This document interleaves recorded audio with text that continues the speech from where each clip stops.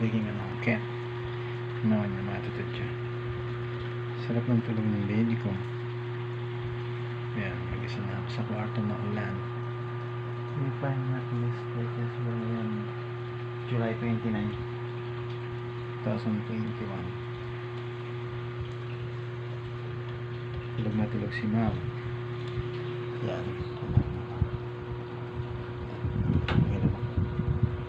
Yan. Ulan, dito lang mag-stay sa bahay. Yan, trabaho.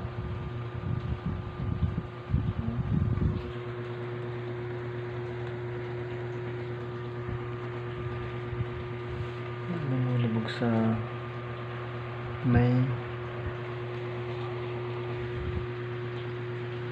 labas. Titignan ko, ha.